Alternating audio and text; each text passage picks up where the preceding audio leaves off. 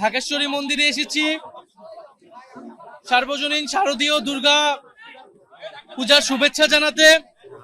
আমরা জাতীয় পূজা উদযাপন কমিটির সাথে শুভেচ্ছা সাক্ষাৎ করেছি। জাতীয় নাগরিক পার্টি সারা দেশের সকল সনাতন ধর্মাবলম্বী এবং ভক্তবৃন্দকে দুর্গা উৎসবের আন্তরিক শুভেচ্ছা জানাচ্ছে।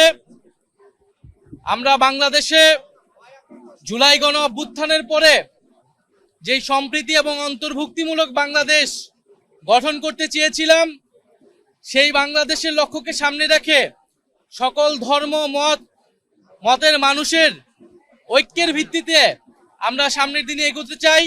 জাতীয় নাগরিক পার্টি সেই জন্য কাজ করে যাচ্ছে।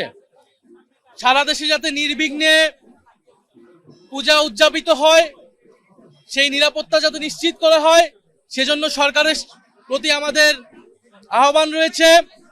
এবং জাতীয় নাগরিক পার্টির বিভিন্ন স্তরের নেতাকর্মীরা স্বেচ্ছাসেবক হিসেবে কাজ করে যাচ্ছে।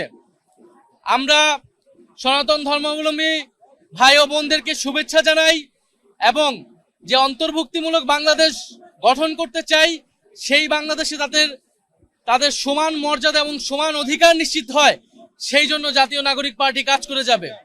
আমরা আজকে এখানে এসেছি সনাতন ধর্মাবলম্বীদের নানান দাবি দেওয়ার কথাও আমরা শুনেছি। অন্তর্বর্তী সরকারের অনেক কিছু চেষ্টা করেছে, অনেক কিছু সেই দাবি দেওয়া পূরণ হয় নাই। তাদের দাবি দেওয়া যাতে পূরণ করে নেওয়া হয়, আমাদেরও সেই আহ্বান থাকবে সরকারের প্রতি।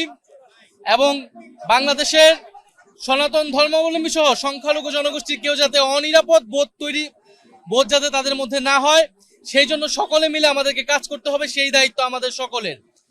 এবং জাতীয় নাগরিক পার্টি আগামী নির্বাচন এবং প্রার্থী নির্বাচনে অবশ্যই সকল ধর্মের এবং সম্প্রদায়ের অংশগ্রহণ নিশ্চিত করবে। আমাদের নির্বাচনী ইস্তিহারেও আমরা যাতে সকল নাগরিকের সমান মর্যাদা, সকল সম্প্রদায়ের সমান অধিকার এবং মর্যাদা নিশ্চিত হয়, সেই লক্ষ্যে আমরা কাজ করব।